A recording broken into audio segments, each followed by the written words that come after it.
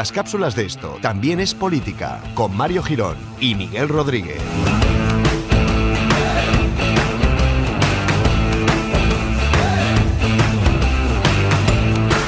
Hola amigos, amigas, ¿qué tal? ¿Cómo estamos?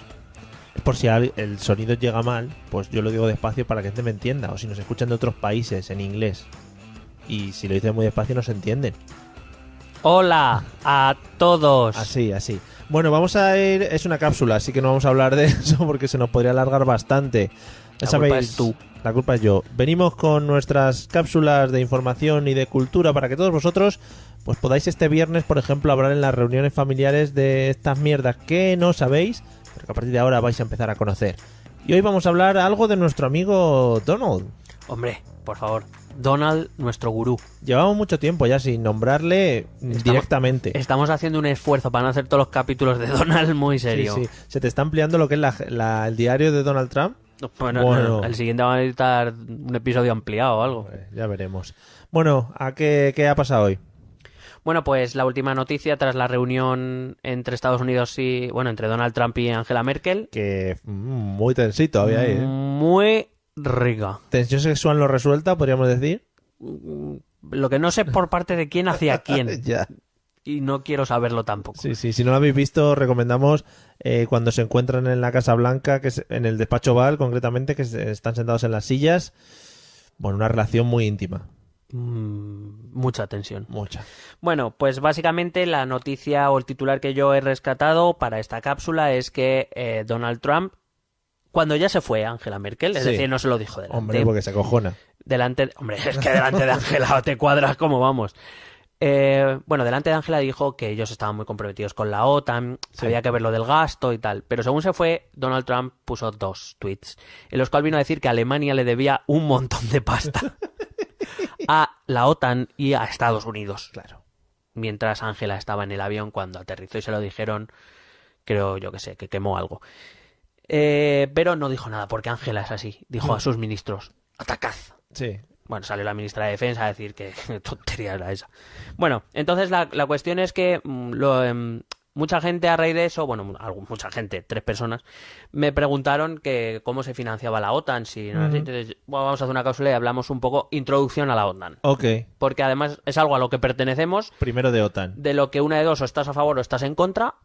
Pero tampoco tienes muy claro, ¿no? Claro, no es... Sí, se te ha salido un acento muy catalán. Como no es una cosa que continuamente esté ahí miscuyéndose, ni es como en la Unión Europea, por ejemplo, como hablamos en el capítulo anterior, que al final te impone una serie de leyes, etcétera. Pues bueno, dices, está ahí, qué bonito, ¿no? Se reúnen ahí... Bueno, claro, y simplemente, según quien hables, o la OTAN es el demonio, o la OTAN es nuestro ángel de la guarda. Entonces, bueno, pues vamos a hacer introducción a la OTAN. Muy bien. Voy a hablar un poco del origen.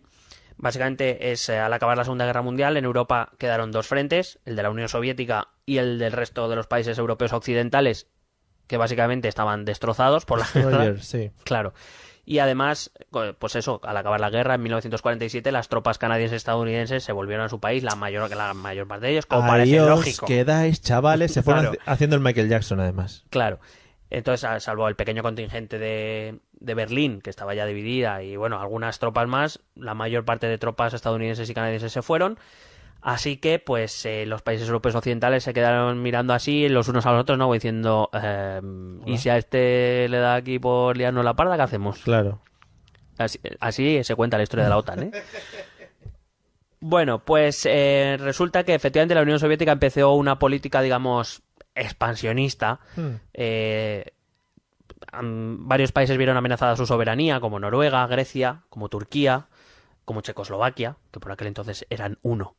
Sé que hay millennials que no han conocido Checoslovaquia como país unido. Y de hecho en 1948 se llamó una cosa que en historia los historiadores occidentales llamamos la Victoria de Praga. Creo que los historiadores comunistas lo llaman como la Victoria de Praga o algo de eso, que es básicamente que se acercaban en las elecciones en Checoslovaquia y el Partido Comunista, que había tenido una gran fuerza, o sea, había ganado mucha fuerza el año anterior, pero según se acercaban las elecciones no se veía que no. Entonces la URSS empezó a presionar sutilmente hasta que el presidente del país decidió darle todos los poderes al Partido Comunista. Vaya. Con lo cual, pues, ¿para qué elecciones? ¿Para qué? Qué curioso. Claro.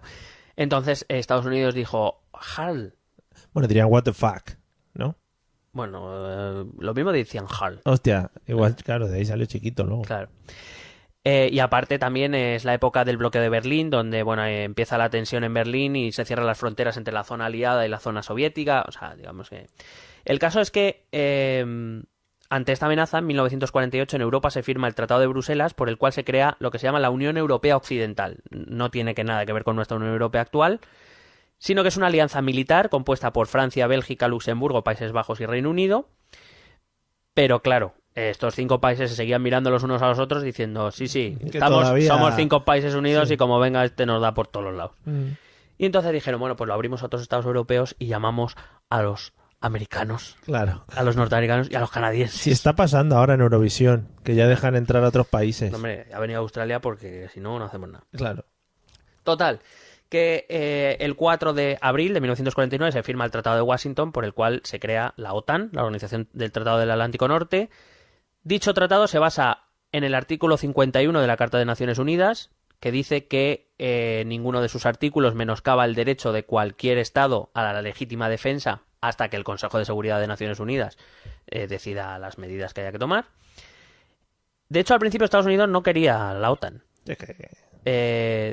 Los países europeos, evidentemente, querían tener a Estados Unidos... al hermano mayor, sí. Claro, querían el paraguas, ¿no? Al primo de Zumosol. Claro. Pero Estados Unidos, claro, lo vea como diciendo, claro, estos quieren que vaya a defenderles, a gastarme mis hombres, mi dinero allí... Que no me pilla cerca tampoco. Claro. Entonces, lo que pasa es que, como te he dicho, el golpe de Praga o el bloqueo de Berlín, este tipo de cosas, dijeron Estados Unidos... Pues lo mismo sí que va a ir. Claro, si por ejemplo no hubiera sido Rusia la que hubiese estado, o la Unión Soviética la que hubiese estado metida en el rollo, igual Estados Unidos ya se hubiera mostrado un poco más apartada. Probablemente si Europa Occidental no hubiese tenido la amenaza soviética, evidentemente pues Estados Unidos hubiera dicho, ¿qué me estás contando? Ya, apáñatelas. Pin, pin. Total, que aparte es que la Constitución estadounidense prohíbe alianzas militares en tiempos de paz, es decir, necesitaron de permiso especial del Senado para ello. Madre mía. Y Estados Unidos firmó con la condición de que se incluyera el famoso artículo 5, que es el artículo más importante. La verdad es que el Tratado de Washington es súper corto, lo podéis leer si queréis, no se tarda nada, pero el que importa es el 5. O sea, el resto es como muy bien, pero vamos. El artículo 5 es el que dice que si un Estado miembro de la OTAN es atacado, el resto de miembros lo considerarán como un ataque a todos ellos y por tanto se actuará dice que actuarán en la mejor forma que crean oportuna, pero bueno, todos sabemos lo que es esto. Eso es. Es como si atacan a uno, nos atacan a todos, Madre chavales. mía. No sé por qué Estados Unidos ya se debía oler que iban a ir a por ellos antes que a por los europeos. Ya. En cualquier caso, he encontrado una anécdota muy cachonda, que es que en 1954 que solicitó entrar en la OTAN la Unión Soviética. Me parece fantástico dato histórico. Fue rechazada, obviamente. No solo eso. Quería boicotear desde dentro. Claro. Desde dentro. No, ellos decían que era para asegurar la paz mundial. Entonces la rechazaron. Vaya. No solo eso, sino que en 1955 admitieron a la República Federal Alemana y ante la amenaza de una nueva Alemania nazi se crearon el Pacto de Varsovia, que esto seguro que los que les gusta un poco la historia lo conocerán, que es más o menos la OTAN de los países del este europeo. Sí. Bueno, hay que decir que 3 años antes ya se habían unido Turquía y Grecia. La República Federal de Alemania se une en 1955 y el siguiente país es España, que se une en 1982. Los siguientes países que se han unido ya han sido a partir de la década de los 90, o sea, a finales de los 90 de hecho, que han sido todos los países del bloque del este, los países exsoviéticos. Claro. Una vez ya se soltaron. Claro. Entonces, además de, como decía, los 5 países originarios, más Estados Unidos, más Canadá, más... ¿quién había más por aquí? Bueno, Noruega. A partir de los 90 se unieron República Checa, Hungría, Polonia, Bulgaria, Eslovaquia, Eslovenia, Estonia, Letonia, Lituania, Rumanía, Croacia y Albania. Hombre. Ay. Están invitados a participar Bosnia y Herzegovina, Georgia, Macedonia. Que por cierto, el caso de Macedonia, para entrar en la OTAN, esto es como la Unión Europea, todos los miembros tienen que aceptarlo. Bueno. El caso de Macedonia es curioso porque Grecia dice que no la va a aceptar hasta que no cambie el nombre. Se cambie el nombre del país porque dice que Macedonia es algo heleno, es algo griego y que no lo pueden utilizar. Joder, aquí cada uno va a su bola. Gobierno de Grecia. Y Montenegro, que también está invitada. Sí. Pero son invitaciones un poco por penica, ¿no? En plan, venga, venir, anda. Hombre, cuando al caer el bloque soviético, la estrategia de la OTAN es traerse a todos los países del bloque soviético por si a Rusia, como parece que sí que está ocurriendo, le da por volver a tener sus aires de grandeza. Claro, ahí si hubiese un ataque contra esos países estaría justificado el ataque del resto de la OTAN contra Rusia. Sí, de hecho ahora hablaré lo que está pasando, de los cuales, por cierto, no se habla mucho en los medios, pero es una cosa que cuando te enteras dices... Jar. Interesa más otras cosas. Sí, te quedas picueter. Bueno, tras la desintegración de la URSS, obviamente la OTAN tiene que cambiar sus objetivos, porque claro, ellos se crearon para contrarrestar a la Unión Soviética. Si esta no existe, ¿qué pasa? Entonces básicamente se han buscado el enemigo ruso y ya está. Aún así, la OTAN no tuvo que intervenir durante la Guerra Fría. Sí. Básicamente porque la estrategia de la OTAN es la misma que la de la Guerra Fría, que es la de la disuasión, es decir, mira mis bombas. Ya. No empieces, que la tenemos. Me imagino dentro de la OTAN, no sé si ahora ya tanto, pero antes mucha gente haciendo así, ay, cosas rusas, no nos gustan las cosas rusas. Sí, es como, eso huele a soviético. Tú eres un poco ruso, ¿no? Bueno, hay que decir que la OTAN, sus primeras participaciones ofensivas, sin ser ofensivas del todo, sino que más bien intervinieron para acabar con el conflicto de Yugoslavia, primero con la matanza racial que se estaban llevando los serbios en Bosnia, y después para acabar con la guerra de Yugoslavia en 1999. Pero hay que decir que ese artículo 5 del que te he hablado solo se ha invocado una vez, y lo invocó George W. Bush cuando atacaron las Torres Gemelas el 11S. ¿Padre o hijo? Hijo. Tras el ataque del 11S, Estados Unidos invocó el artículo 5 diciendo que ese era un ataque a todo la OTAN. ¿Pero qué quería? Que plantásemos un poco egocentrismo, ¿tú crees? Que plantásemos allí los ejércitos todos alrededor de Nueva York. El problema, la OTAN nunca ha sido una organización fácil internamente. El problema está en que, por ejemplo, países como Francia o Alemania se están diciendo, oye, que te han hecho un atentado terrorista, no te han hecho un ataque militar, no... Pero, que tenemos, pero claro, en Europa también hay de esos un montón. Claro, entonces...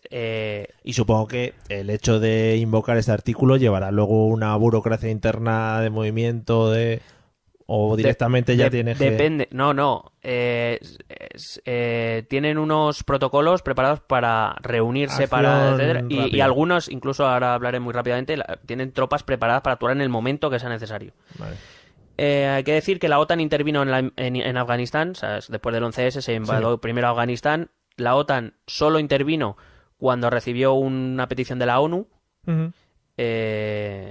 Y luego en Irak, que fue una invasión que no estuvo respaldada por ninguna resolución de la ONU, y ante la oposición de Francia y Alemania, la OTAN solo intervino para adiestrar al ejército iraquí una vez se había conquistado o se había dado por terminada la invasión o la guerra. Uh-huh. La OTAN llegó para entrenar al ejército iraquí, no hizo operaciones de conquista, ni de ataque, ni de nada.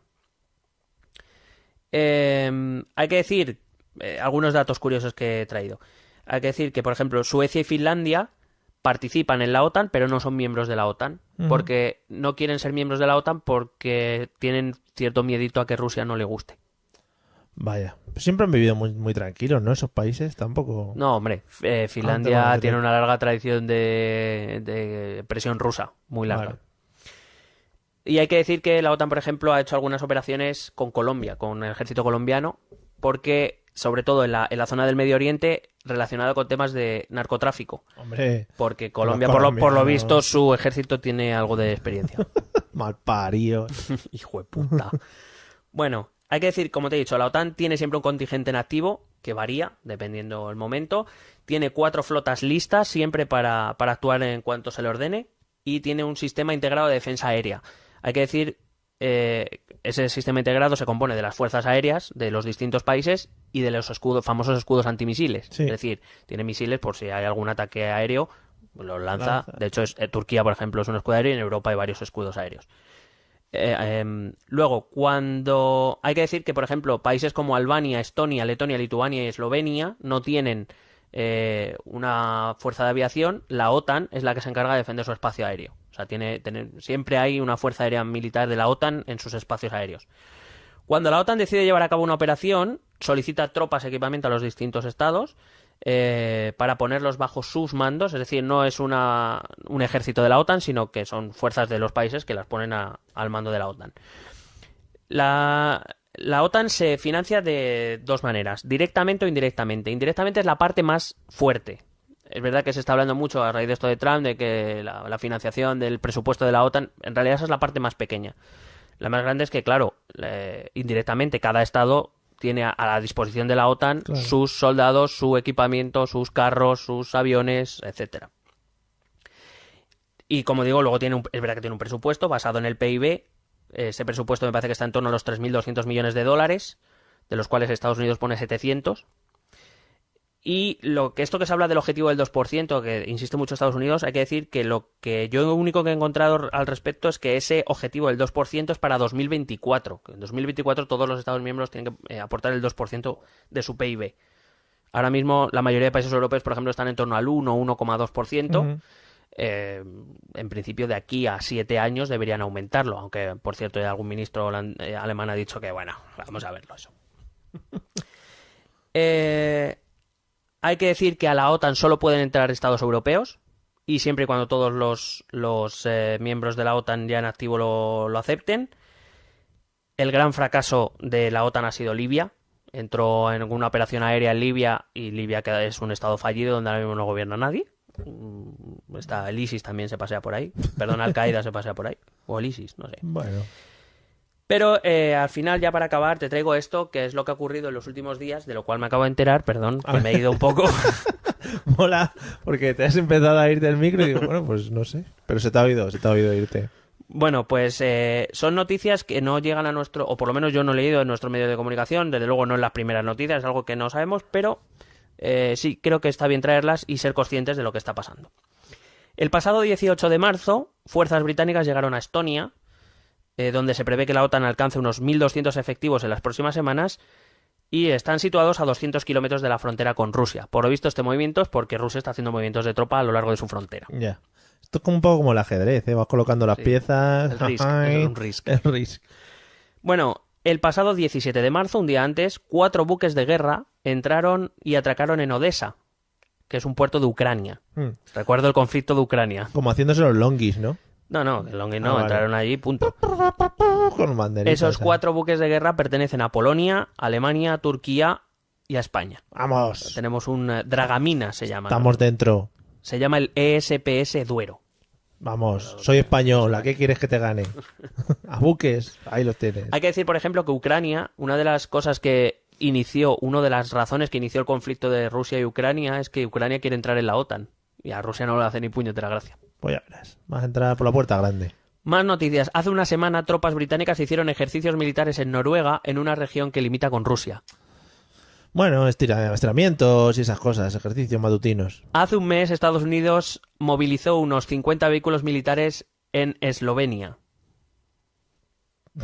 Por ahí. Yo también me lo imagino a esto con los vehículos pasando al lado por la frontera de Rusia. ¡Ay, que entro! ¡Ay, que entra! Uno, el típico ahí, calentando ruedas. Mira, calentando ruedas. Rotando la línea. El próximo mayo, España movilizará también a Estonia 350 militares. Bueno. El próximo abril, la OTAN desplegará 1.100 soldados en Polonia de ejércitos estadounidenses, británicos y rumanos. O sea, estos son movimientos que se están dando, de los cuales no nos estamos enterando, y de hecho no son pocos los informes de la ONU que hablan de una escalada de tensión entre Rusia y los miembros de la OTAN que puede llevar a una nueva carrera armamentística. También es verdad que no entiendo para qué, quiero decir, si con las armas nucleares que tienen ya pueden destruir 7 mundos, yo no sé para qué quieren más. Y no hace falta ni movilizar militares ni nada, de tu casa, hander, botón y ala. Es verdad que los dos ejércitos se basan en la estrategia de la disuasión, de a ver quién la tiene más gorda, y es una mezcla de arsenal nuclear y de equipamiento. Es decir, entienden que por un lado, si empiezan una guerra, pues usarán lo tradicional y por eso se refuerzan, porque no van a estar tan locos de empezar una guerra nuclear que desde luego lo único que va a conseguir es la destrucción del mundo. Pero por si acaso tengo mis 7.000 cabezas nucleares, no vaya a ser que... En fin, cuidadito, no le toquen tampoco, o no le toque por ahí al señor Kim Jong-un o Kim Jong-il o como se llame ahora, que también anda... Shaquille O'Neal. Shaquille O'Neal se llama ahora. Bueno, pues hasta aquí nuestra introducción a la OTAN, ¿no? ¿Qué te ha parecido? Muy bien, me gusta mucho y le prestaremos atención a todos estos movimientos militares porque no sé si puede ser el principio de algo un poco más chungo. He encontrado una página que habla mucho de estos temas, sobre todo de geoestrategia y de asuntos militares, en inglés, por supuesto, aquí en España esto no nos enteramos. Entonces, pues bueno, yo me seguiré enterando y seguiremos informando. Ok, pues nada, muy bien. ¿No tienes que decir algo más hoy? Bueno, pues tengo que decir que me alegro mucho de que este sonido parece que esté saliendo bien, igual que en el capítulo anterior, pues oye. Este sonido está saliendo que directamente va a producir orgasmos en las orejas de la gente que lo esté escuchando. Fenomenal. Apúntatelo. Vale. No, lo único, pues ya, si me quieres datos, te doy 2 datos final. El secretario general actual de la OTAN es Jens Stoltenberg, que a mí me flipa este nombre. ¿Cómo te llamas? Jens Stoltenberg. Oh, yeah. Es noruego. Que tuvimos un presidente español de la OTAN, Javier Solana, muy bien, entre el 95 y el 99, y que dentro de la estructura militar, del comité militar, cada país aporta un militar de alta graduación. El nuestro es un almirante, el almirante general Fernando García Sánchez. Ahí lo dejo, un saludo para Fernando. Un saludo, Fernandete, que vaya bien en la OTAN, ¿eh? Suerte. Todo muy bien y bueno, saludo también a los rusos. Nosotros no nos portamos mal con ellos, no. No, hombre, no hemos hablado de Rusia, ¿no? No. Lo mismo dentro de poco nos toca. Rusia. Pues muy bien. Con amor. Amigos, nos vemos en el episodio de la próxima semana. Espero que disfrutéis esta semana, el fin de semana, el resto de vuestras vidas. Sed felices y... Y comed perdices. Nos vemos, hala, chao. Besete.